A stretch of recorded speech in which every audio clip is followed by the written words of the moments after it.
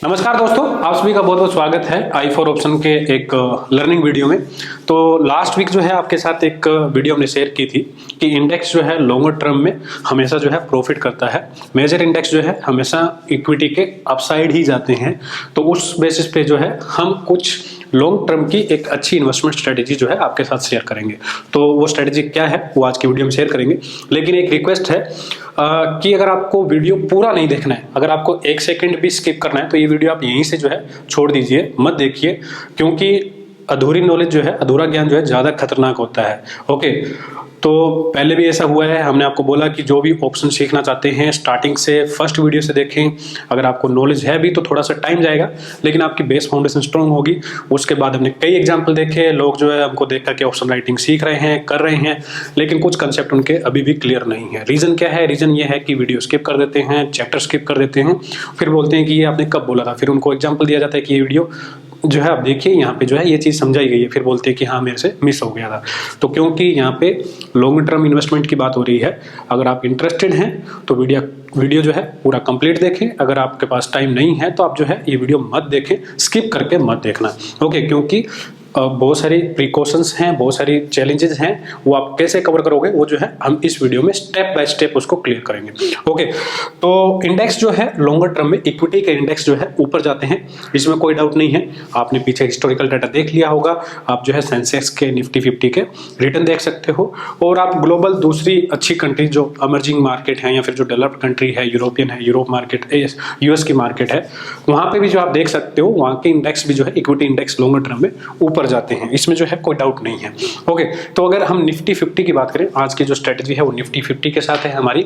तो इस चार्ट में आप देख सकते हो कि पिछले 20 सालों के रिटर्न जो है आपके साथ एनुअली रखे गए हैं। आप देख सकते हो कि मार्केट ने जो है कभी कभार यहाँ पे गिरावट दी है एनुअल बेसिस पे।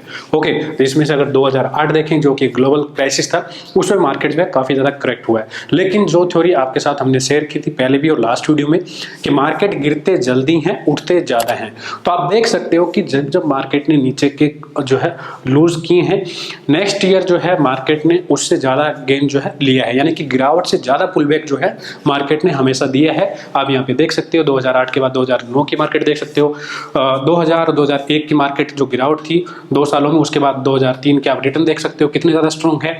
आप यहाँ पे 2011 के लॉस के सामने 2012 का गेन देख सकते हो। और लास्ट ईयर कोरोना में जो मार्च में गिरावट हुई थी, उसके बाद में मार्च से लेकर के, अप्रैल से लेकर के और दिसंबर तक के जो है आप देख सकते हो कि मार्केट नीचे 40% गिरने के बाद भी जो है नेट पॉजिटिव 20% के ऊपर गेन जो है ईयर ऑन ईयर बेसिस पे दे रहा है। तो यानी कि गिरावट जल्दी होती है, पुलबैक में थोड़ा टाइम लगता है, लेकिन ज्यादा होता है। तो ये जो है आप 20 साल के चार्ट में देख सकते हो।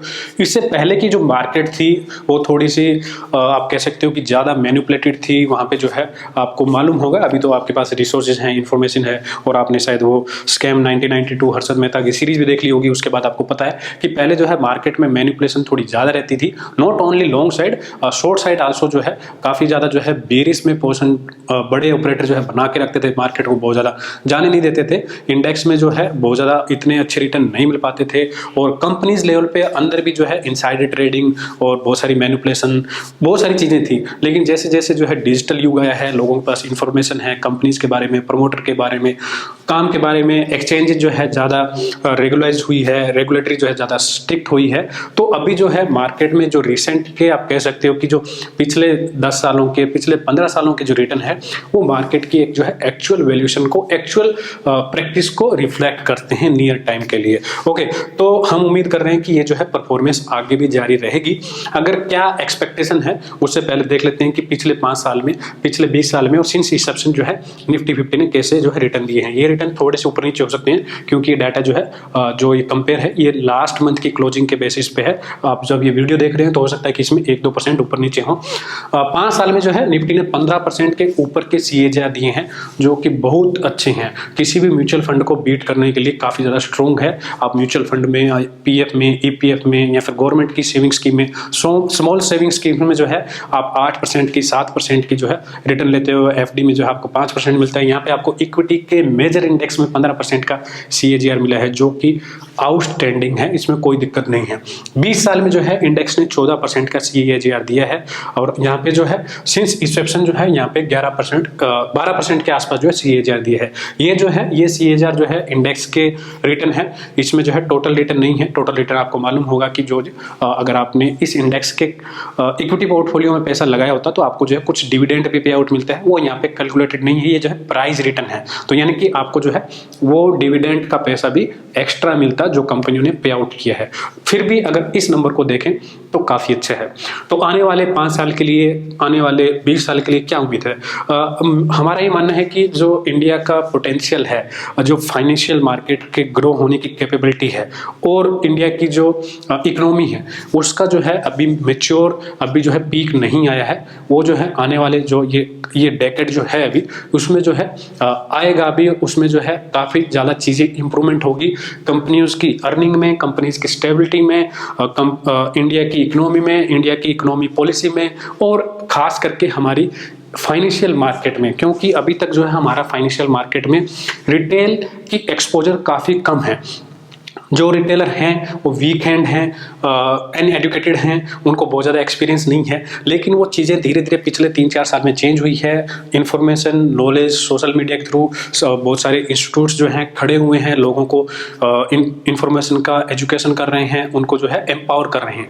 और जो यंग जनरेशन है उनको अर्ली स्टेज पे सेविंग की धीरे धीरे आदत पड़ रही है और वो जो है इक्विटी पोर्टफोलियो में अभी आने को काफ़ी हद तक तैयार है। तो जो पिछली जनरेशन थी वहाँ पे जो है लोग स्टॉक मार्केट से डरते थे, शेयर मार्केट को सट्टा मार्केट बोलते थे। लेकिन आने वाली जनरेशन है, मुझे ये लग रहा है कि जो यूएस का और यूरोप का पैटर्न है वो जो है आने वाले 15 से 20 सालों में इंडिया में भी जो है इक्विटी में लोगों का एक्सपोजर उतना हो जाएगा, जो मिडिल क्लास की इनकम है उसका एक बड़ा हिस्सा जो है मार्केट में आएगा।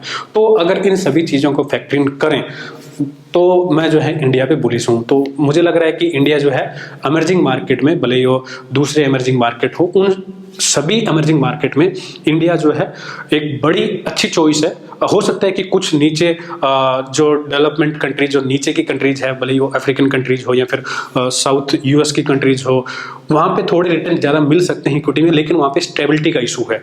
ओके, तो इंडिया भले ही आने वाले 10 साल में 8%, 7% की GDP ग्रोथ देखे, लेकिन उस 7-8% की GDP ग्रोथ में भी 10 साल में इंडेक्स जो है ये 15% का नंबर जो है मेंटेन रख सकता है, क्योंकि इसमें दूसरे फैक्टर भी इन्वॉल्व होंगे, जो कि मैंने भी आपको बताया कि मार्केट में पार्टिसिपेंट्स जो है बढ़ेगा आने वाले दिनों में। तो उस पॉइंट ऑफ व्यू से जो पैटर्न यहाँ पे 5 साल में और 20 साल में बने हैं, कम से कम इतने जो है हम उम्मीद कर सकते हैं मार्केट से।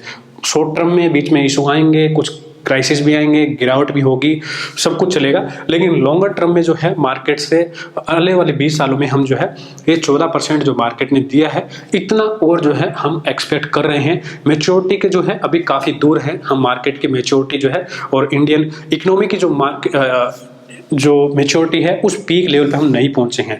अगर यूएस की मार्केट, यूएस की इकोनॉमी को देखें तो अगर वो 1-2% की ग्रोथ के साथ भी अगर उनके रिटर्न इतना अच्छा परफॉर्म कर रहे हैं, तो हमारी 8-9% की, 7% भी मान लेते हैं लॉन्गर टर्म में अगर GDP ग्रोथ रहती है और वो चीज़ें धीरे धीरे डिजिटलाइज हो रही है, स्ट्रीमलाइन आ रही है, बहुत सारा जो है अनऑर्गेनाइज सेक्टर जिसकी हम कभी भी GDP काउंट नहीं कर पाते थे, वो धीरे धीरे जो है सिस्टम का हिस्सा बन रहे हैं, तो वो जो है सस्टेन होगी।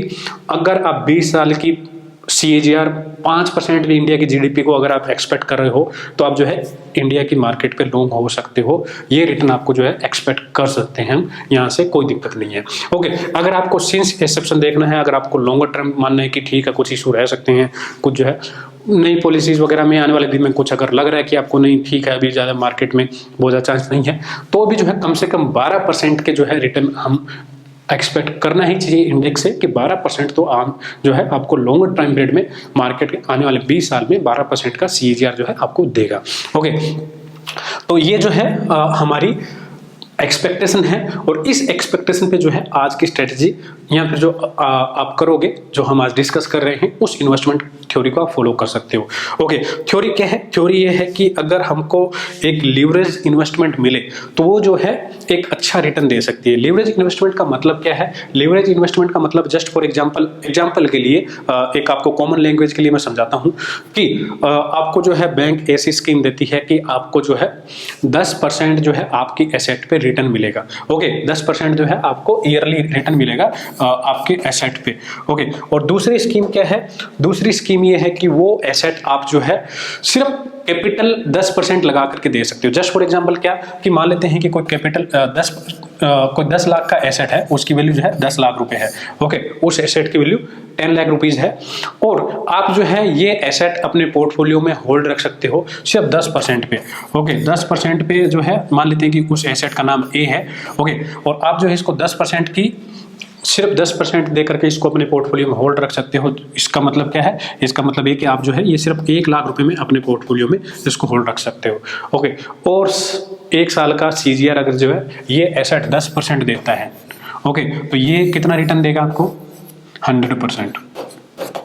क्यों? क्योंकि डिप्लॉयड कैपिटल पे जो है आपको 10% मिल रहा है। लीवरेज जो है यहाँ पे 10 गुना काम कर दिया है। ओके, अब प्लीज लीवरेज सुन के भाग मत जाना, ठीक है? क्योंकि बहुत सारे इन्वेस्टर जो है अभी भी मार्केट में ये समझते हैं कि लीवरेज का मतलब रिस्क है, लीवरेज का मतलब सट्टा है, लीवरेज का मतलब ट्रेडिंग है। नहीं, अगर आप चीजों को अच्छे से समझोगे, हम यहाँ पे पूरा रिस्क कवर करेंगे, पूरी चीजें कवर करेंगे। इस लीवरेज नाम को देख करके ट्रेडिंग समझ के मत भागना। और ट्रेडिंग के पॉइंट ऑफ व्यू से जो है ये स्ट्रेटेजी देखनी भी नहीं है आपको। अगर आप ट्रेडर हो, हार्डकोर ट्रेडर हो, डे ट्रेडर हो, फिर आपकी वीडियो जो है ये काम की नहीं है। ये जो है आज की स्ट्रेटेजी सिर्फ और सिर्फ लॉन्ग टर्म के लिए है और कम से कम 5 साल। अगर आपका व्यू 4 साल और 10 महीने का भी है तो भी मैं कहूंगा कि मत करो। कम से कम जो है 5 साल के लिए अगर आपका मार्केट पे व्यू है तो करो। हालांकि प्रॉफिट आपको हो सकता है कि 10 दिन में ही हो जाए, लेकिन यहाँ पे प्रॉफिट की बात है ही नहीं, यहाँ पे तो जो है इन्वेस्टमेंट की बात है।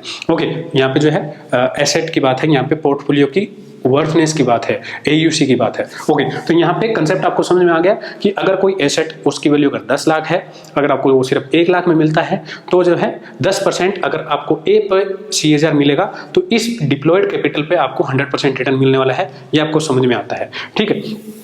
कहानी सिंपल सी है। जो हम ट्रेडिंग में करते हैं, आप फ्यूचर ट्रेड करते हो, फ्यूचर ट्रेड करते हो तो अगर अंडरलाइंग स्टॉक 5% भाग जाता है तो फ्यूचर में जो है आपके डिप्लॉयड कैपिटल पर आपको लगभग 50-60% प्रॉफिट मिल जाता है। सिंपल सी बात है ना, हम मिल जाता है। तो वही कहानी है, लेकिन यहाँ पे हम ट्रेडिंग नहीं करेंगे। क्या करेंगे? इन्वेस्ट करेंगे। कैसे इन्वेस्ट करेंगे? हम जो है सिंथेटिक लॉन्ग क्रिएट करेंगे मार्केट में। सिंथेटिक लॉन्ग क्या होता है पहले तो आपको ये मालूम होना चाहिए, कई बार हम पहले डिस्कस कर चुके हैं, फिर भी एक बार आपको बता देता हूँ।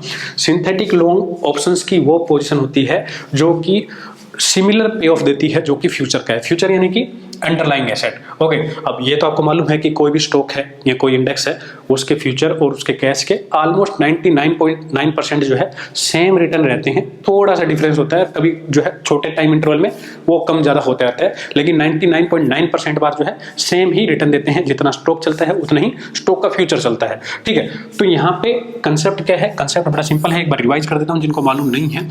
अगर आप कॉल बाय करते हो तो कॉल बाय करने पे आपके ये पे ऑफ बनते हैं। आपको अच्छे से ध्यान है ना, अगर आप कॉल बाय करते हो तो आपके ये पे ऑफ बनते हैं। अगर आप पुट बाय करते हो, ठीक है, तो पुट बाय करने पे आपका कैसा पे ऑफ बनता है? पुट बाय करने पे जो है आपका कुछ ऐसा पे ऑफ बनते हैं। आपको ध्यान होगा कि मार्केट अगर नीचे जाएगा तो आपका प्रॉफिट बढ़ेगा, मैक्सिमम लॉस आपका डिफाइन है।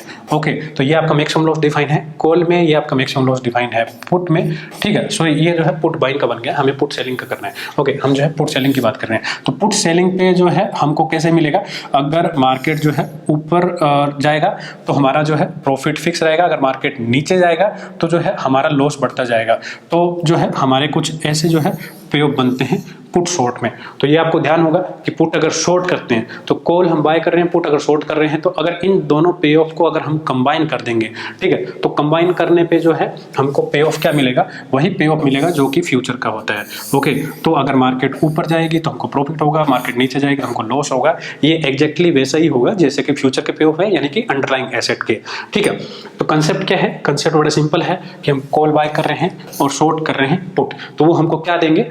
हमको देंगे सेम फ्यूचर का, यानी कि जो निफ्टी के रिटर्न है वही रिटर्न जो है हमको यहाँ पे मिलने वाले हैं पे ऑफ पे। निफ्टी फ्यूचर के इक्वल रिटर्न जो है हमको सिंथेटिक फ्यूचर में मिलने वाले होंगे। तो ये तो आपको सबको मालूम है, इसमें कोई बड़ी बात नहीं है। आप में से कुछ लोग करते भी होंगे, कई बार ट्रेडिंग भी करते होंगे, कई बार ऐसा आपने किया भी होगा, लेकिन यहाँ पे जो है हम पूरी चीजें डिटेल में कंसिडर करेंगे। तो पहली बात आती है कि कौन सी स्ट्राइक, क्योंकि हमने यहाँ पे स्ट्राइक डिस्कस नहीं की, ठीक है। कॉल बाय कर रहे हैं, पुट बाय कर रहे हैं, कौन सी स्ट्राइक कर रहे हैं? आप जो है कोई भी स्ट्राइक कर सकते हो, आप कोई भी स्ट्राइक कर सकते हो। हर स्ट्राइक पे आपको सिमिलर पे ऑफ बनेगा। अब ये आप बोलोगे ये तो कमाल की बात होगी, हर स्ट्राइक पे सिमिलर पे ऑफ कैसे बन जाएगा? आप जो है आज का आपका होमवर्क है, आप जो है i4 ऑप्शन के बिल्डर पे जाओगे और वहां पे अलग अलग स्ट्राइक का आप जो है पे ऑफ बना के देखोगे। कॉल बाय करोगे, पुट शॉर्ट करोगे, कॉल बाय करोगे, पुट शॉर्ट करोगे, जिसको सिंथेटिक लॉन्ग कहते हैं। 17,000 पे, 17,200 पे, 17,500 पे, 18,000 पे, 16,000 पे, 15,500 पे, जितनी भी स्ट्राइक है आप उस पे करके देखिए, सभी स्ट्राइक पे आपका पे ऑफ सेम आएगा। लेकिन आपको जब एग्जीक्यूशन में आएंगे, चूज वो करनी है जिसमें आपको लिक्विडिटी ज्यादा है। लिक्विडिटी ज्यादा होने से क्या होगा? ऑर्डर स्लिपेज कम होगी, क्योंकि वहां पे बायर सेलर नजदीक नजदीक खड़े होंगे, तो आपको जो है ऑर्डर यानी कि इलिक्विडिटी की वजह से एक्स्ट्रा पे ऑफ नहीं करना पड़ेगा आपको एग्जीक्यूट करने के लिए ऑर्डर को। ओके, तो आपको वो चूज करनी है जिसमें ऑर्डर स्लिपेज मिनिमम हो, लिक्विडिटी मैक्सिमम हो। सिंपली सी बात है, जिसमें सबसे ज्यादा वॉल्यूम हो, आप जिसमें सबसे ज्यादा ओआई हो, वो स्ट्राइक आप चूज कर सकते हो। और कोशिश करनी है कि वो जो है 500 या 1000 की मल्टीप्ली हो, जैसे कि 17,000 की, 17,500 की, 18,000 की, 18,500 की। हो सकता है कि ये वीडियो आप 1 साल बाद देखें, मार्केट उस टाइम पे 20,000 के आसपास हो, तो 20,000 की, 19,000 की, ऐसे आप चूज कर सकते हो। ओके, इसके बाद बात आती है कि कौन सी एक्सपायरी करना है, और सभी एक्सपायरी में सेम ही बनेगा। थोड़ा सा डिफरेंस होगा, क्या डिफरेंस होगा अभी हम डिस्कस करेंगे, लेकिन पे ऑफ आपके सभी एक्सपायरी में सेम बनेगा। तो आप बोलोगे ऐसे कैसे हो सकता है? करंट वीक के, करंट मंथ के, नेक्स्ट मंथ के, उसके नेक्स्ट मंथ के प्रीमियम अलग अलग होते हैं। हाँ बिल्कुल होते हैं, कॉल के प्रीमियम अलग होते हैं, पुट के अलग होते हैं, लेकिन जब आप ये बाइंग और सेलिंग एक साथ करोगे तो आपका पे ऑफ सेम ही बनने वाला है। तो आप जो है ये जाके कीजिए, आज आपका होमवर्क है, अलग एक्सपायरी अलग स्ट्राइक में आप देखिए कि पे ऑफ सेम ही बनेगा आपका। बिल्डर पे आप ये ट्राई कर सकते हो। ओके, अब इसके बाद आती है कि टाइम वैल्यू को क्या। ऑप्शन में सबको मालूम है कि एक टाइम वैल्यू होती है, एक्स्ट्रा जो है हमें पे करना पड़ता है। अंडरलाइंग एसेट अगर उस प्राइस के ऊपर नहीं गया तो हमको लॉस होता है टाइम वैल्यू का। आपकी बात बिल्कुल सही है, लेकिन हम यहाँ पे ऑप्शन बाय नहीं कर रहे हैं, हम क्या कर रहे हैं यहाँ पे सिंथेटिक लॉन्ग कर रहे हैं। हम कॉल बाय कर रहे हैं, साथ साथ पुट सेल भी कर रहे हैं। तो जो नेट पोजीशन का टाइम वैल्यू है वो ऑप्शन का टाइम वैल्यू नहीं है। जो नॉर्मली आप एक कॉल बाय करते हो और एक पुट बाय करते हो, जो इंडिविजुअल टाइम वैल्यू है वो उस पोजीशन का यहाँ पे टाइम वैल्यू नहीं है। कैसे नहीं है? आपको जो है एग्जांपल समझाता हूँ। यहाँ पे इस टेबल से आप देख सकते हो कि आपको उतना ही टाइम वैल्यू मिलेगा जितना कि लगभग फ्यूचर का प्रीमियम चल रहा है। प्रीमियम मनी जितना कॉस्ट ऑफ कवरेज उसका चल रहा है। आपके सामने जो है एक टेबल हमने यहाँ पे प्लॉट की, आप देख सकते हैं। यहाँ पे ये दिसंबर सीरीज के फ्यूचर के प्राइस है, जनवरी का, फरवरी का, और ये यहाँ पे कॉल के और पुट के प्रीमियम है। 17,000 की स्ट्राइक यहाँ पे जो है हम लिखना भूल गए हैं, और मार्केट जो है 17,200 के आसपास क्लोज है। एग्जैक्टली अगर मैं आपको कोट करूँ तो 17,197 का जो है क्लोजिंग है यहाँ पे मार्केट का, और 17,000 की स्ट्राइक जो है अलग अलग एक्सपायरी की रखी हुई है यहाँ पे। तो आप देख सकते हो कि इस पोजीशन का अगर आप कॉल बाय करते हो, पुट सेल करते हो, तो आपका जो इस पोजीशन में टाइम वैल्यू आपने दिया दिसंबर सीरीज में वो जो है 37 पॉइंट्स का है। ओके, फ्यूचर कितने प्रीमियम पे चल रहा है? 42 पॉइंट पे। ठीक ऐसे ही जनवरी सीरीज में 94 रुपीज जो है, अगर आपने ये क्लोजिंग प्राइस है, 1-2 रुपए ऊपर नीचे हो सकते हैं, सेटलमेंट प्राइस है ये। ओके, जो लास्ट ट्रेडेड प्राइस है चार्ट में आपको थोड़ा सा अलग देखने को मिल सकता है, लेकिन ये जो है सेटलमेंट प्राइस है एक्सचेंज के। तो यहाँ पे आपको 100 रुपीज जो है जनवरी का फ्यूचर प्रीमियम चल रहा है, लेकिन उसके सामने यहाँ पे आपको जो उसकी सिंथेटिक लॉन्ग है वहाँ पे आपको 94 रुपीज जो है आपको टाइम वैल्यू देने की बन रही है। बिल्कुल सही है। ऐसे ही यहाँ पे आप देख सकते हो मार्च वाले में, फरवरी वाले में, मार्च वाले में, और ये जो है दिसंबर 2000 अगले साल का। ओके, तो 2022 के दिसंबर में 387 रुपये बन रहे हैं। ठीक है, तो यहाँ पे जो अगर आप ये देखो कि 1600, ये 17,000 की कॉल है, ये लगभग 1700 रुपये की चल रही है। तो आप सोचोगे कि 1700 रुपये पे बाय करेंगे, मार्केट 17,200 पे है, तो 1500 रुपये तो टाइम वैल्यू को जा रहा है। नहीं, तो 1500 रुपये में आपको 1100 रुपये यहाँ पे वापस भी तो मिल रहा है। आप समझ रहे हो? तो यहाँ पे जो है नेट टाइम वैल्यू जो आपने ऑप्शन की दी है वो यहाँ पे उस कंसेप्ट पे काम नहीं करती, यहाँ पे काम कर रही है कॉस्ट ऑफ कैरी। यानी कि अगर आप इंडेक्स को लॉन्ग कर रहे हो 1 साल के लिए, आप जो है 13 महीने की आगे की एक्सपायरी को बाय कर रहे हो, सिंथेटिक लॉन्ग बना रहे हो, तो आपको जो है मार्केट को इतना जो है इंटरेस्ट कह सकते हो या फिर कॉस्ट ऑफ कैरी जो है आपको पे करना पड़ेगा। ओके, तो ये प्रॉब्लम है? हाँ प्रॉब्लम है। ये प्रॉफिट कम करेगा? बिल्कुल करेगा। ठीक है, तो अगर हम इस प्रॉफिट को गिने, अगर इस पॉइंट को गिने अगर हम, जो कि इंडेक्स का यहाँ पे लगभग 2-2.25% बनता है, यहाँ पे इंडेक्स का 17,200 पे जो है मार्केट चल रही है, उसका जो है लगभग 2-2.25% बनता है। तो अगर ये 2-2.25% चला जाए, 14% की हमने जो है CAGR मान रहे हैं आने वाले 10 साल की, अब 14% में भी अगर 2% चला जाए तो फिर भी आपके पास 12% तो बचेगा ना। उस 12% में भी जो है आपके रिटर्न यहाँ पे 90% से ज़्यादा होने वाले हैं।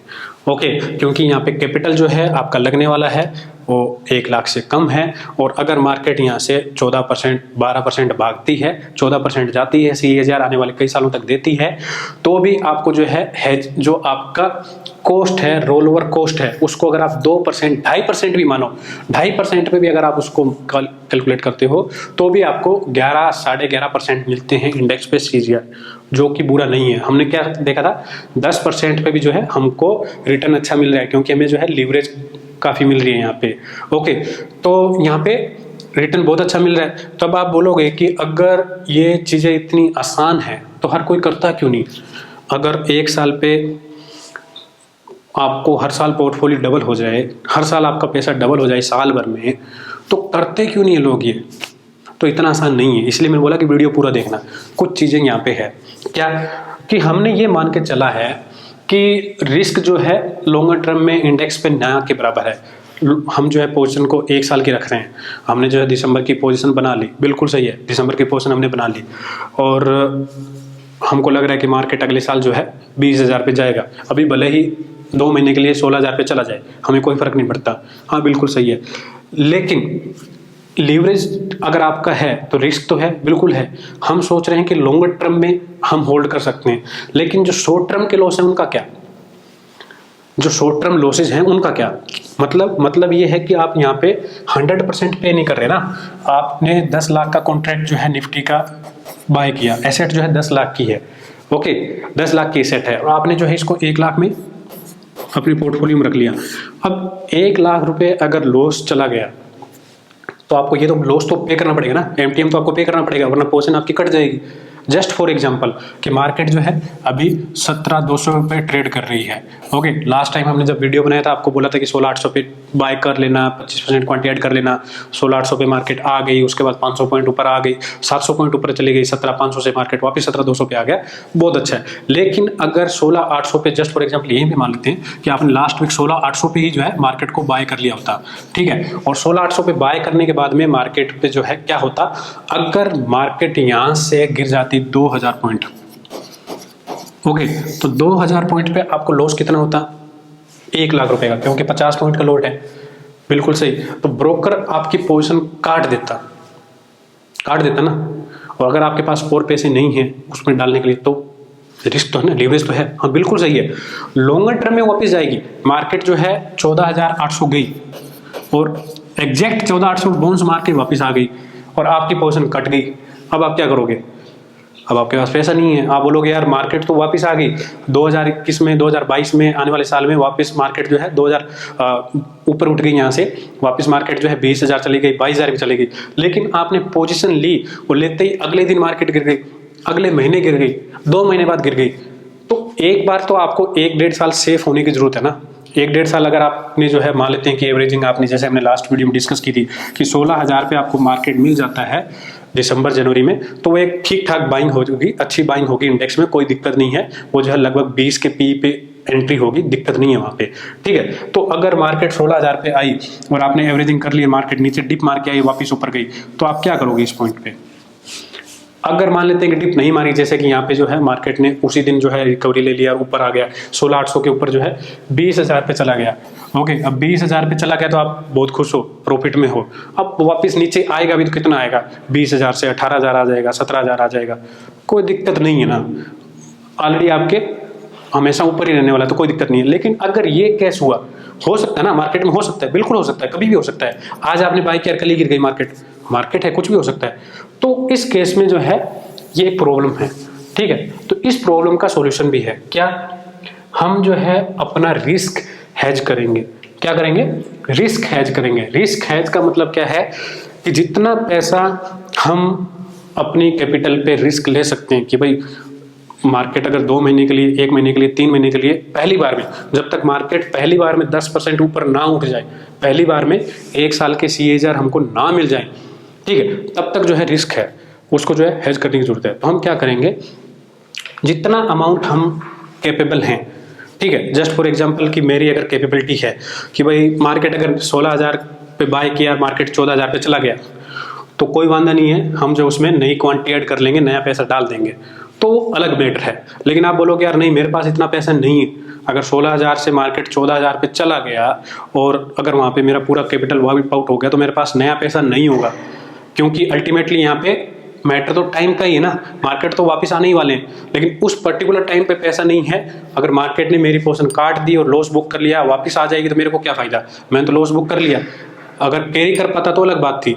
ओके, तो पॉइंट ये है कि जितना लॉस हम बियर कर सकते हैं, उस लॉस को जो है हम क्या करेंगे, हेज कर लेंगे। जैसे कि मान लेते हैं कि हमारी रिस्क कैपेसिटी जो है 50,000 रुपये की है, कि 50,000 रुपये तक जो है हम रिस्क बियर कर सकते हैं, उतना पैसा जो है हम एक्स्ट्रा रखेंगे मार्केट में। अगर मेरे को जरूरत पड़ी उस लॉस को रोल ओवर करने की, उस लॉस को कवर करने की, तो जो है उस लॉस को MTM देने की, तो मैं जो है एक्सचेंज को इतना पैसा दे सकता हूँ। जस्ट फॉर एग्जांपल कि वो अमाउंट जो है 50,000 रुपये अच्छा है। 50,000 रुपये का मतलब क्या है, 50,000 रुपये का मतलब है 1000 पॉइंट। अगर मार्केट यहाँ से 1000 पॉइंट गिर जाए तो ठीक है, और वो 50,000 वाइबल भी इसलिए है क्योंकि 50,000 रुपये तक आपकी पोजीशन भी नहीं कटेगी। इंट्राडे में किसी वजह से मार्केट 1000 पॉइंट गिर गया, ओके, और 50,000 जो है आपके पास एक्स्ट्रा पैसा है, तो आपकी पोजीशन नहीं कटेगी।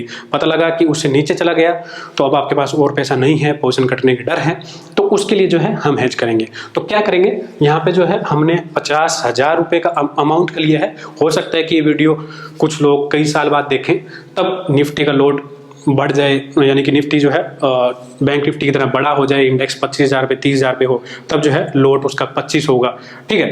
तो यहाँ पे अमाउंट से मतलब है, ओके। तो यहाँ पे 50 रुपये का लोड, 50 पॉइंट का लोड है, 1000 पॉइंट जो है नीचे की, हम क्या करेंगे, एक पुट बाय कर लेंगे, ठीक है। और पुट बाय करेंगे तो उसके लिए कुछ कॉस्ट देनी पड़ेगी, हाँ कॉस्ट देनी पड़ेगी। वो कॉस्ट कितनी होगी, जो हमने लास्ट के कुछ सालों के एवरेज प्रीमियम चेकआउट किए हैं निफ्टी के मंथली के, तो उसमें ये देखा है कि नॉर्मली जो है आपको 30 रुपये के आसपास वो मिल जाएगी।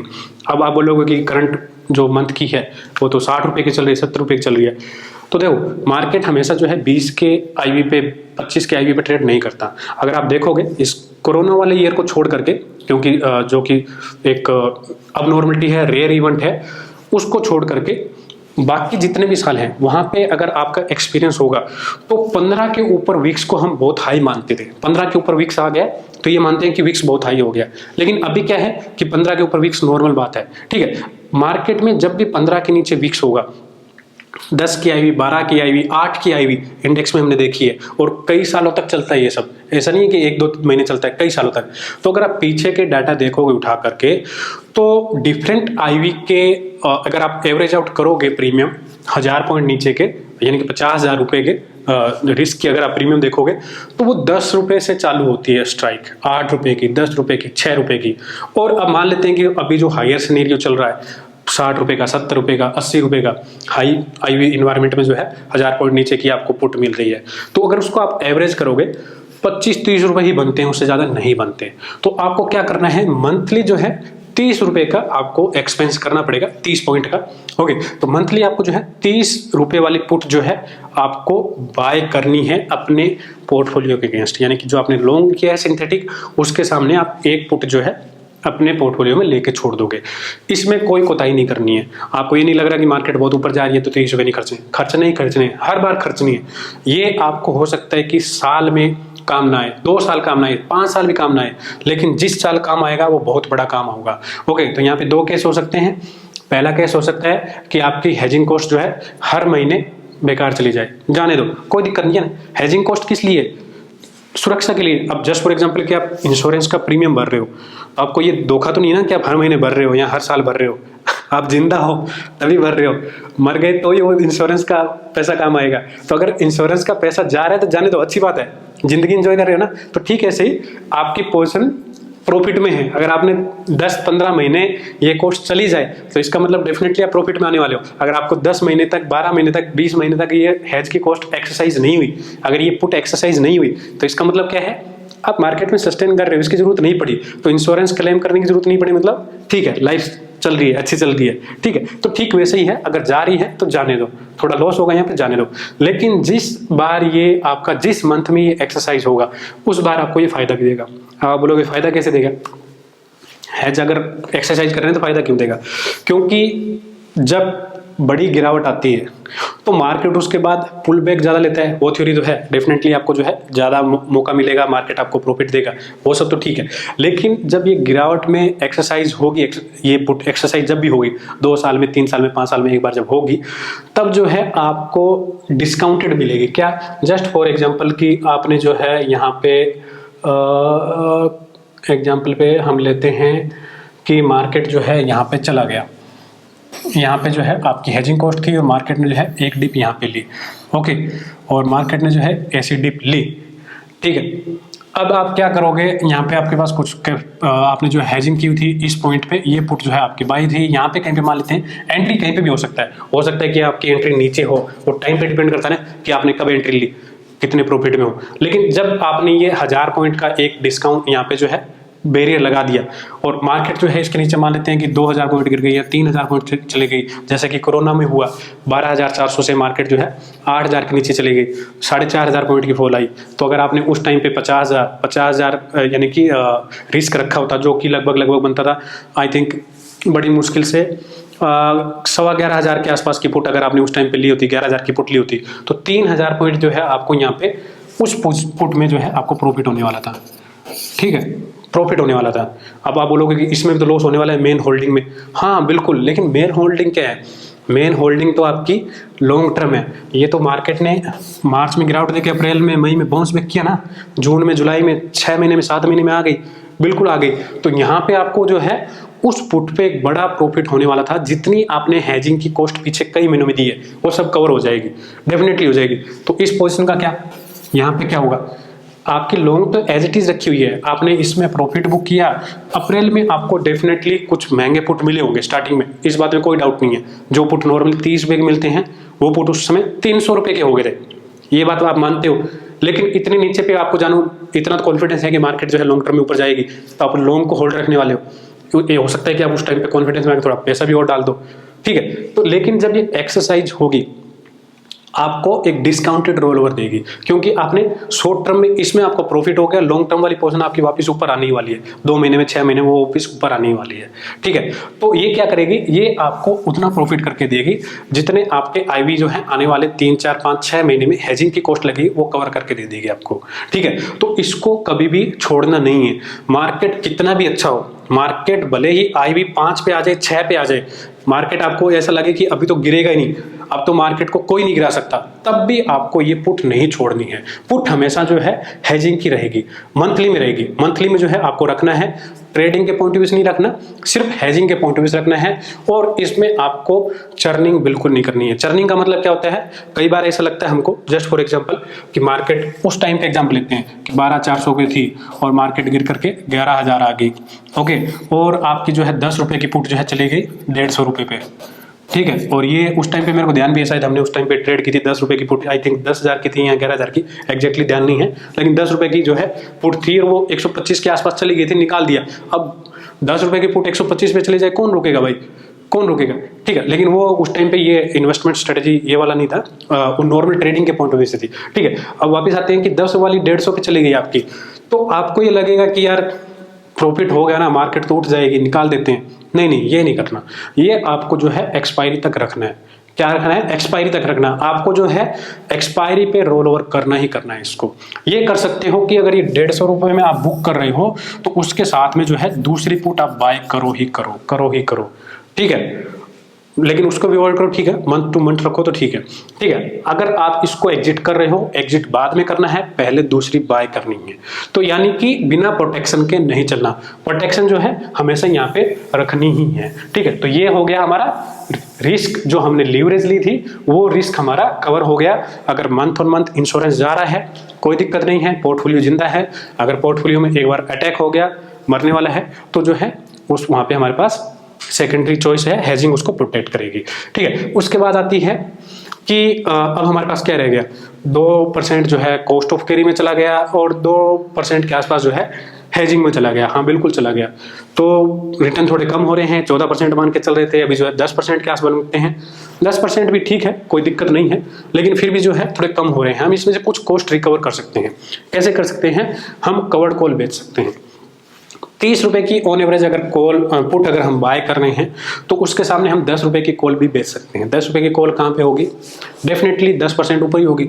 अगर 5% नीचे की पुट 30 रुपए की है तो 10% ऊपर की कॉल 10 रुपए की होगी। 10 की नहीं तो 8-9 की तो पक्का होगी, 8-9% के ऊपर होगी। तो हम क्या करेंगे, एक जो है कवर्ड कॉल साथ में बेच देंगे। और अच्छी बात क्या है, इस स्ट्रक्चर में बहुत ज़्यादा एक्स्ट्रा कैपिटल नहीं चाहिए। जब आप पुट बाय करोगे तो आपका सिंथेटिक लॉन्ग जो है हेज हो जाएगा। सिंथेटिक लॉन्ग हेज होने के कारण आपकी पोजीशन जो है मार्जिन काफ़ी कम हो जाएगा। जो पहले आपको 1.25 लाख चाहिए था वो भी जो है 60-70 हज़ार के आसपास हो जाएगा। अगर आप मंथली में करते हो तो शायद 40,000 हो जाएगा, क्वार्टरली में करते हो 60-70 के आसपास हो जाएगा, ईयरली में वो भी शायद 1.5 लाख से लाख रुपये हो जाएगा। ओके, तो आपकी जो मार्जिन है वो रिक्वायरमेंट घट जाएगी। जो एक्स्ट्रा मार्जिन खाली पड़ा है अभी क्या होगा, उसका हम कॉल बेचेंगे। ठीक है, तो पोजीशन कैसे बनेगी? पोजीशन कुछ ऐसी बनेगी। अभी जो हम मेन पॉइंट पे आए हैं आपको समझाने के लिए। 1.5 लाख रुपए जो है मिनिमम लेके चलना है आपको। इससे कम 1 रुपए भी हो तो आपको ट्रेड नहीं लेना है, ट्रेड क्या सॉरी पोजीशन नहीं बनानी है। कम से कम 1.5 लाख रुपए आपको रखना पड़ेगा। डीमेट में यूज हो ना हो, खाली 1.5 लाख रुपए आपको रखना पड़ेगा। आप क्वार्टरली एक्सपायरी बाय कर सकते हो, या फिर अगर आपको लिक्विडिटी मिल रही है मंथली में या हाफ ईयरली में, सॉरी ईयरली में या फिर हाफ ईयरली में, वो आप ट्राई कर सकते हो। मंथली में भी करने को कर सकते हो, लेकिन मंथली को रोल ओवर करना बार बार, क्योंकि इन्वेस्टमेंट के पॉइंट ऑफ व्यू से है, ट्रेडिंग नहीं है, तो वो जो है ट्रेडिंग ना बन जाए, इसलिए जो है आप उसको कम से कम क्वार्टरली में रखो। ज़्यादा से ज़्यादा उसको ईयरली तक ले जा सकते हो, कोई दिक्कत नहीं है। और किसी कबार अगर बड़ी गिरावट में कॉस्ट ऑफ कैरी नेगेटिव मिलती है, हमने देखा ना लास्ट ईयर जब फ्यूचर के प्राइस जो है इंडेक्स के प्राइस से नीचे आ गए थे, उस टाइम पे जो कॉस्ट ऑफ कैरी था नेगेटिव था। तो उस टाइम पे अगर आपको कोई ऐसा मौका मिलता है तो आप जो है नेक्स्ट ईयर की 1.5 साल की 2 साल की भी कोई स्ट्राइक आगे की चूज कर सकते हो, आगे की एक्सपायरी चूज कर सकते हो।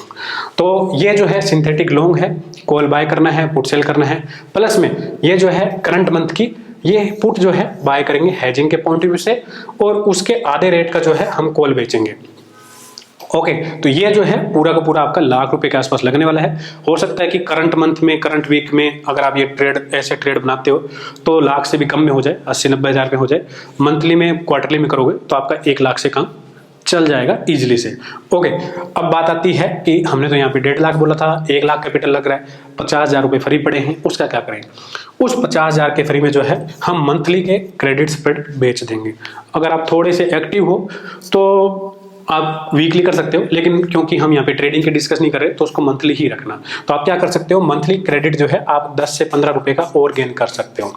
ठीक है, तो 10 से 15 रुपए के क्रेडिट स्प्रेड ऊपर के मतलब कम से कम आपके जो इस मंथ की स्टार्टिंग है, जस्ट फॉर एग्जांपल कि कहीं पे भी आपने इंडेक्स को बाय किया, मान लेते हैं कि 16,800 पे आपने बाय कर लिया, लास्ट वीक जो हमने बात की 16,800 पे बाय किया आपने।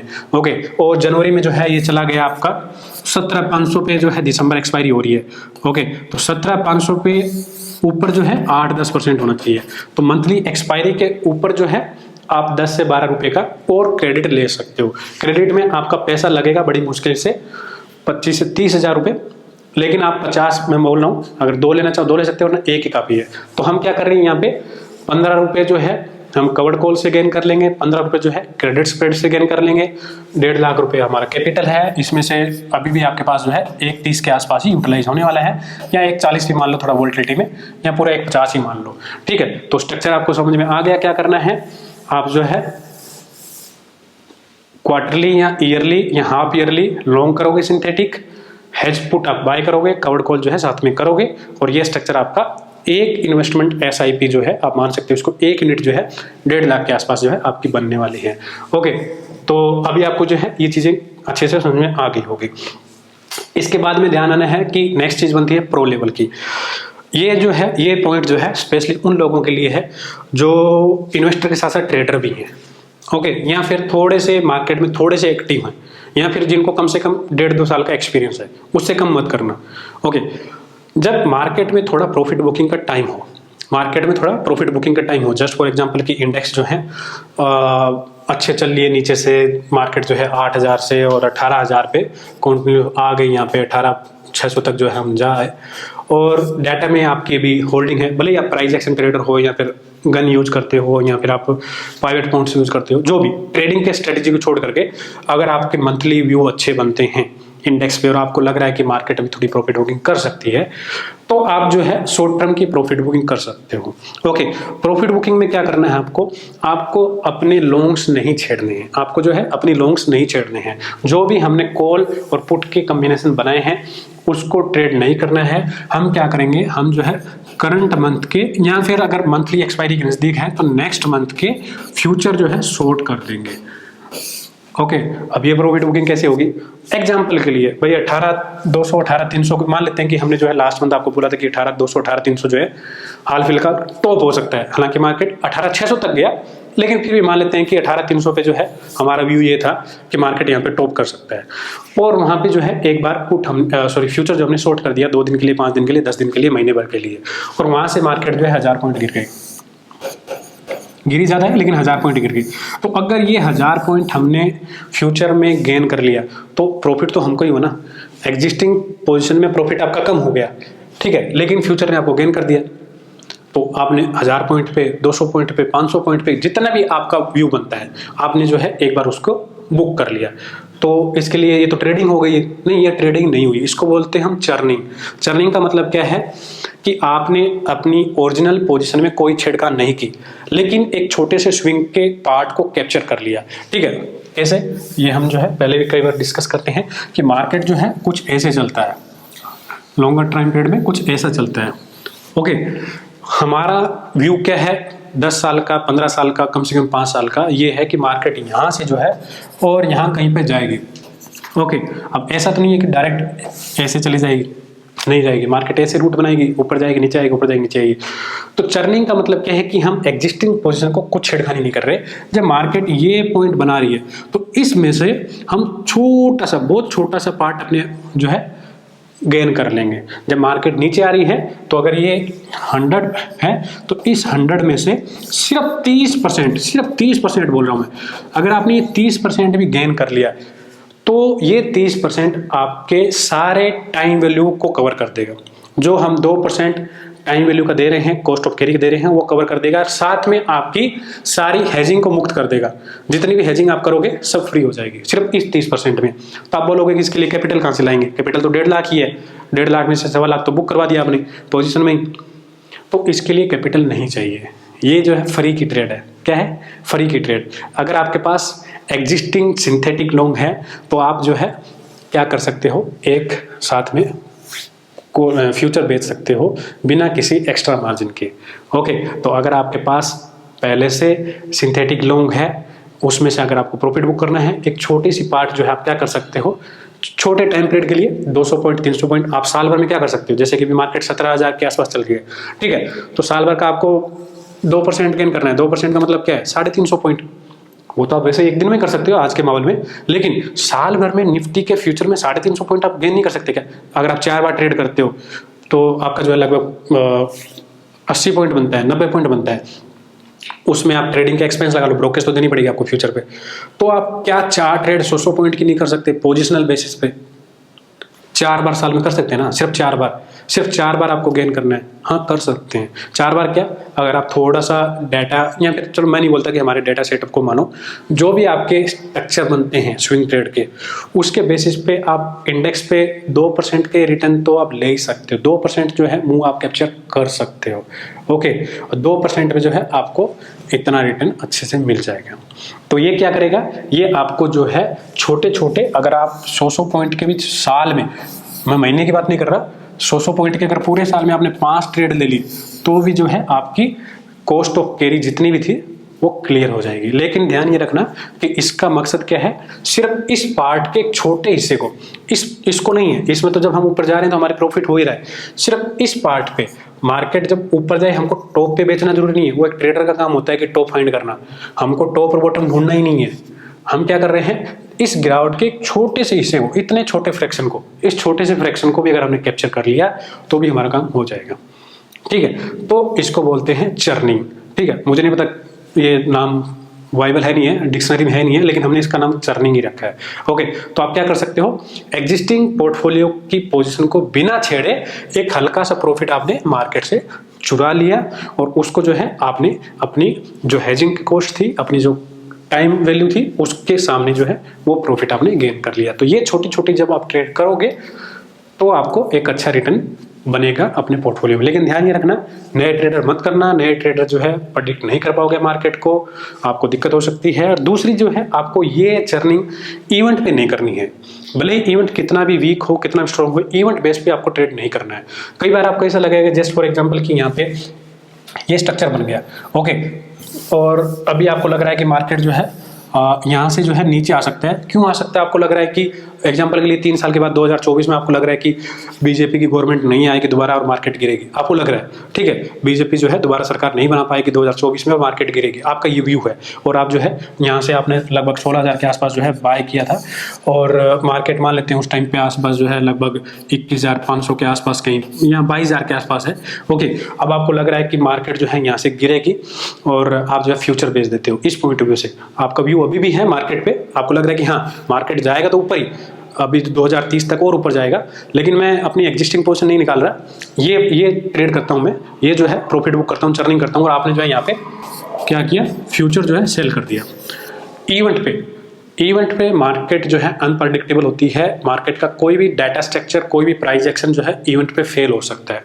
आपने यहाँ पे शॉर्ट किया और मार्केट जो है अचानक से 1000 पॉइंट उठ गए, तो ये 1000 पॉइंट आपका क्या है, प्रॉफिट में से कम हो जाएगा। आपने जो है एक रैली मिस कर दी यहाँ पे, ओके, और सिर्फ इसलिए कि आपकी प्रेडिक्शन गलत गई।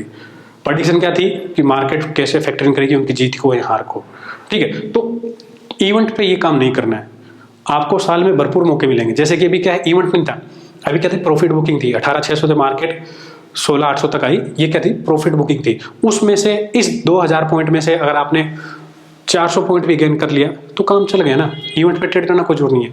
इवेंट पे गिरने दो, गिरने के लिए हमारे पास हेजिंग है, ऊपर उठे उठने दो, हमारा फायदा है। तो इवेंट पे जो है इस पोर्टफोलियो को नहीं छेड़ना है, ठीक है। तो आपको ये चीज समझ में आ गई, किन लोगों को नहीं करना है, जो लोग नए हैं उनको नहीं करना, जिनको एक्सपीरियंस नहीं है उनको नहीं करना, जिनके मंथली एनालिसिस सही नहीं है उनको नहीं करना, ओके, और इवेंट पे बिल्कुल भी नहीं करना, ओके। इसके बाद आगे चलते हैं, कुछ और चीजें आपको ध्यान में रखनी पड़ेगी यहाँ पे, वो क्या है, पहले एक बार इसको रिकैप कर लेते हैं। जो एक्स्ट्रा पॉइंट है वो आपको लास्ट स्लाइड में बताऊंगा मैं। हमने सिंथेटिक लॉन्ग बनाया, रिकैप कर देता हूँ, ओके। हमने क्वार्टरली, हाफ ईयरली या ईयरली में जो है कॉल बाय किया, पुट सेल किया, उसके साथ जो है हमने हेज किया, ओके। हेज की जो 50% कॉस्ट है वो हमको कवर्ड कॉल से मिल जाएगी। जो टाइम वैल्यू है, कैरी, कॉस्ट ऑफ कैरी है, उसका छोटा सा पार्ट जो है हम जो एक्स्ट्रा कैपिटल पड़ा है उससे कॉल के क्रेडिट स्प्रेड बना करके जो है गेन कर रहे हैं, ओके। और चर्निंग जो है आपको एक अच्छा रिटर्न दे सकती है, लेकिन उसको ट्रेडिंग नहीं रखना, ट्रेडिंग के प्रोस्पेक्ट अलग रखना। ट्रेडिंग में आपका इंट्राडे व्यू गिरने का हो सकता है, आपका लॉन्गर टर्म व्यू उठने का है, तो जरूरी नहीं है कि आपके इंट्राडे व्यू सही जाए। आपने इंट्राडे डेली चर्निंग चालू कर दी तो वो काम नहीं करेगा, उसके लिए बहुत हाई लेवल की ट्रेडिंग रखनी पड़ेगी। और मैं तो कहता हूँ कि ट्रेडिंग के पोर्टफोलियो अलग रखो, बिल्कुल अलग रखो। ट्रेडिंग के लिए अलग साइकोलॉजी, इन्वेस्टमेंट के लिए अलग साइकोलॉजी, तो लॉन्गर टर्म के लिए अलग साइकोलॉजी है, ठीक है। तो ये आपको समझ में आया, कंसेप्ट क्लियर है। यहाँ पे कुछ पॉइंट और हैं जिनको आपको जानने की जरूरत है। इस स्ट्रेटेजी में कुछ इशू है, वो एक क्वेश्चन था ना स्टार्टिंग में कि इतना आसान है तो हर कोई क्यों नहीं करते, तो उसका रीजन ये है, सबसे पहला पॉइंट ये है कि इसमें टैक्स लगता है। टैक्स क्यों लगता है? क्योंकि जो हमने ईयरली में, हाफ ईयरली में, क्वार्टरली में जो भी प्रॉफिट गेन किया वो हमको इनकम टैक्स स्लैब पे करना पड़ेगा, उस पर टैक्स देना पड़ेगा जो कि 40% के ऊपर जाता है, ओके। तो अगर आप प्रॉफिट कर रहे हो यहाँ पे तो आपको इनकम टैक्स स्लैब में जाएगा, जो भी आपकी इनकम टैक्स स्लैब है उसमें आपको पे करना पड़ेगा वो। लेकिन जो एग्जिस्टिंग स्ट्रेटजी जो हम पिछले कई सालों से कर रहे हैं उसमें क्या होता है कि ETF, जो भी ETF के अगेंस्ट स्ट्रेटजी है सिंथेटिक लॉन्ग, इन टैक्स के ETF के सामने जो है सिंथेटिक लॉन्ग है, ओके। तो वहाँ पे ETF में अगर आप होल्ड रखते हो तो वहाँ पे हमें टैक्स पे नहीं करना पड़ता। क्यों नहीं करना पड़ता? जितनी इन्वेस्टमेंट हमने की है वो हम टैक्स में तभी आएंगे अगर उसको बेचते तो कभी है ही नहीं, कभी नहीं सेल करते ना। सेल कभी नहीं करेंगे तो टैक्स कभी नहीं पे करना पड़ेगा, वो वैल्यू बढ़ती जाएगी, टैक्स कभी नहीं पे करेंगे। जिस दिन बेचेंगे उस दिन जो है उस साल में वो टैक्स पे करना पड़ेगा। तो ETF कभी भी ना बेचने की रणनीति हो सकती है, ठीक है, क्योंकि आपका व्यू क्या है, 10 साल का, 20 साल का, 30 साल का है, तो अगर उनको नहीं बेचेंगे तो होल्डिंग पे टैक्स नहीं लगेगा। होल्डिंग पे जो गेन है वो टैक्स कम लगता है। आपको पता ना, लॉन्ग टर्म के कैपिटल टैक्स गेन अभी है इंडिया में, पहले नहीं थे, अभी है, वो इनकम टैक्स से कम है। आपको जो है एलटीसी लगता है वो आपकी इनकम टैक्स स्लैब से कम है। ओके, तो इस पे आपका टैक्स कम है ईटीएफ पे। अगर आप बेचते हो तो भी, नहीं बेचते हो तो कोई प्रॉफिट जो है उस पर टैक्स नहीं पे करना पड़ेगा। एग्जिस्टिंग एमटीएम प्रॉफिट पे आपको कोई भी टैक्स पे नहीं करना पड़ेगा। दूसरी बात आती है यहाँ पे कि ट्रेडिंग में जो आपको रोल ओवर करना ही पड़ेगा ना। अगर आपने साल में लिया, जस्ट फॉर एग्जांपल कि आपने दिसंबर 2022 की ट्रेड आपने पोजीशन बना ली, अब दिसंबर 2022 में तो उसको रोल ओवर करना ही पड़ेगा, तो अगले साल की टैक्स स्लैब में आ ही जाएगा प्रॉफिट में हुआ तो, ठीक है, वो यहाँ पे प्रॉब्लम रहेगी। दूसरा यहाँ पे ये है कि हमको यहाँ पे प्रॉफिट जो होगा इंडेक्स के प्राइस रिटर्न का होगा, नेट रिटर्न का नहीं होगा। प्राइस रिटर्न और नेट रिटर्न का आपको मालूम होगा ना। प्राइस रिटर्न जो इंडेक्स के प्राइस ने रिटर्न दिया, नेट रिटर्न क्या है, उसके साथ में जो हमको डिविडेंड से पे आउट मिलता है।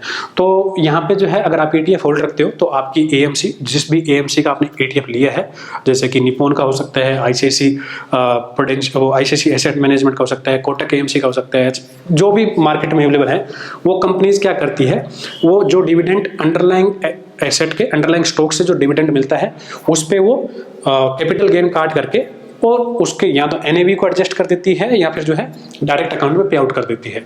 लेकिन यहाँ पे हम डेरिवेटिव पोजीशन है तो डेरिवेटिव में आपको कुछ भी डिविडेंड नहीं मिलेगा। तो निफ्टी की जो भी डिविडेंड यील्ड है 1-1.5% की, वो आपको नहीं मिलने वाली, ये आप मान के चलिए, ठीक है।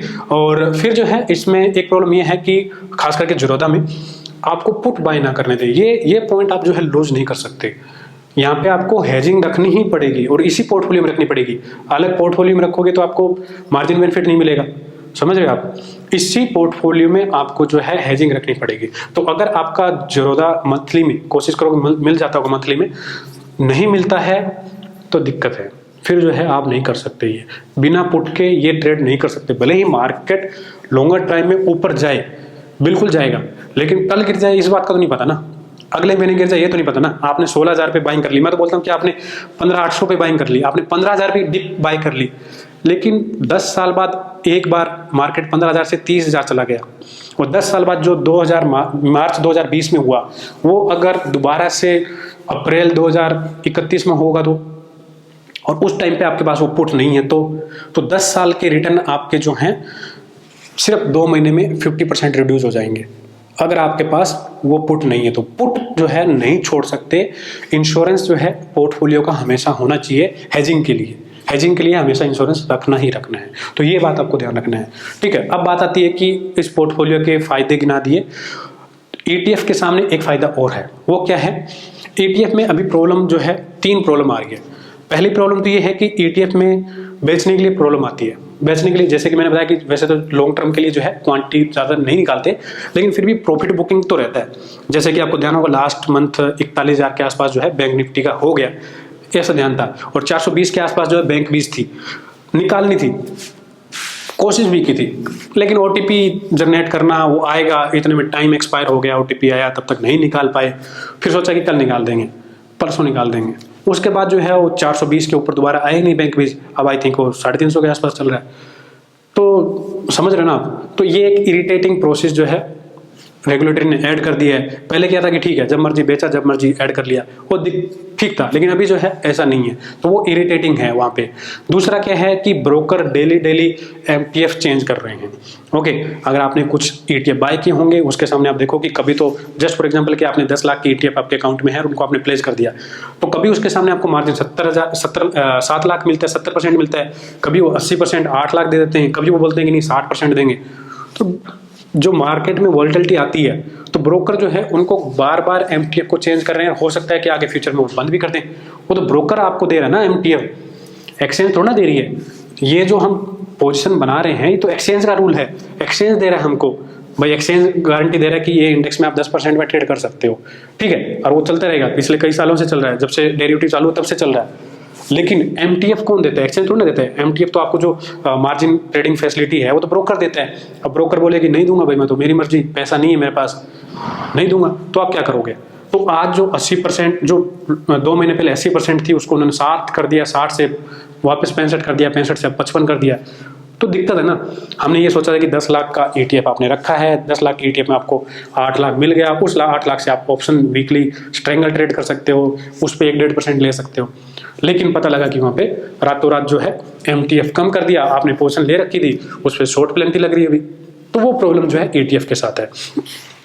तीसरी जो है प्रॉब्लम आने वाली है वो क्या है, 50-50 रूल, जो सेबी ने नया रूल बनाया है कि आपकी जो ट्रेड है उसके लिए आपको कम से कम 50% जो है कैश डालना पड़ेगा। मतलब जस्ट फॉर एग्जांपल कि अभी तक क्या कर रहे थे आप, 10 लाख का आपका जो है ETF है, 10 लाख आपने रखा, वो 8 लाख आपको जो है फ्री मार्जिन मिल गया।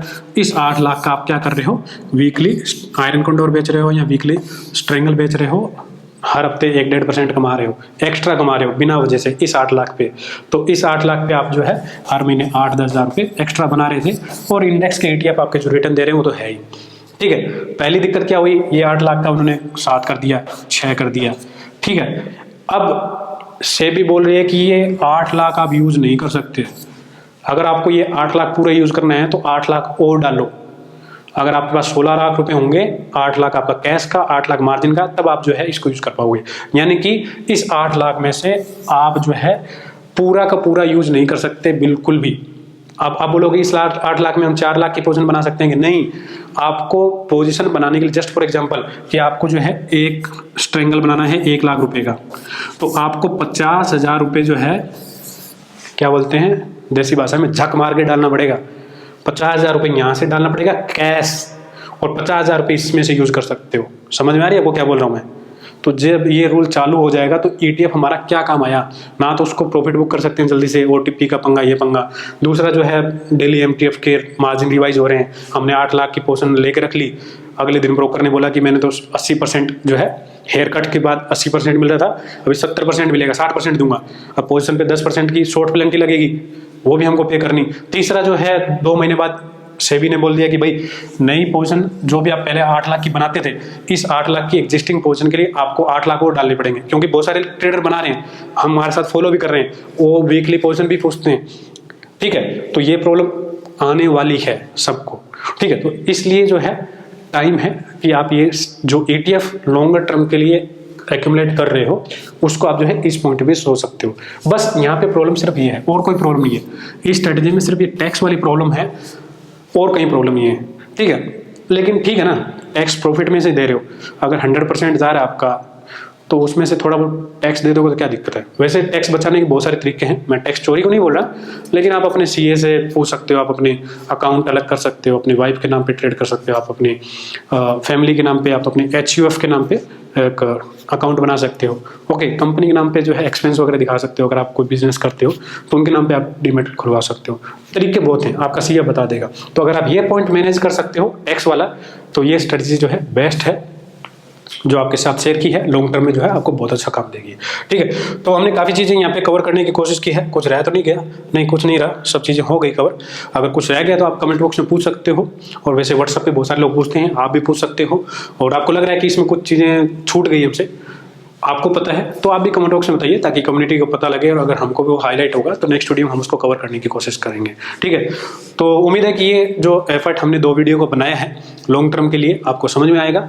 अगर आपके पास कैपिटल थोड़ा कम है, 2, 4, 5, 10 हज़ार की SIP डालने वाले लोग हो, सैलरीड हो, तो आप जो है इंडेक्स के ETF कीजिए इकट्ठे, 1 साल, 1.5 साल, 2 साल कीजिए। जब वो पैसा इतना हो जाए कि 1.5-2 लाख रुपए बन गए इकट्ठा हो गए, तब आप जो है इस स्ट्रेटजी में शिफ्ट हो सकते हो। ओके, अगर आपके पास इतना हार्ड कैश अभी से है, या फिर ऑलरेडी आप ETF होल्ड कर रहे हो, हमारे साथ बहुत सारे लोग कर रहे हैं, अगर आप ऑलरेडी कर रहे हो तो उसको जो है अभी आप धीरे धीरे लिक्विडेट करके यहाँ पे ऐसे शिफ्ट हो सकते हो, ऐसे कर सकते हो। ठीक है, तो उम्मीद करते हैं कि ये चीज़ें आपके लिए बेनिफिशियल होगी। लॉन्ग टर्म में जो है आप में से कई लोग करेंगे, और कई लोग करेंगे। ये मेरे को देख कर बहुत खुशी होती है कि जो चीज़ें हम आपको सिखा रहे हैं उसमें से बहुत सारे लोग कर रहे हैं, एक्चुअल में, प्रैक्टिकल में, लाइफ में कर रहे हैं।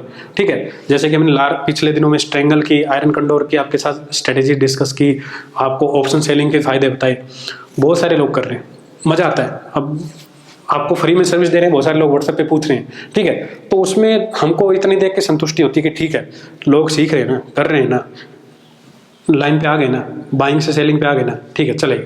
तो ठीक है, आप ये भी करोगे, मुझे पता है 100% नहीं करोगे। अगर ये वीडियो जितने लोग देख रहे हैं उसमें से अगर 5% लोगों ने भी किया, तो 5% लोग जो है आने वाले 5 साल बाद, 10 साल बाद या 20 साल बाद शायद बोले कि अपने बच्चों को कि ये रिटायरमेंट फंड जो आया है ये यहाँ से आया है, इस आइडिया से आया है। ओके, तो वो हमारे लिए खुशी की बात होगी। एनीवे, तो मिलते हैं नेक्स्ट वीडियो में, तब तक टेक केयर, थैंक यू, जय हिंद।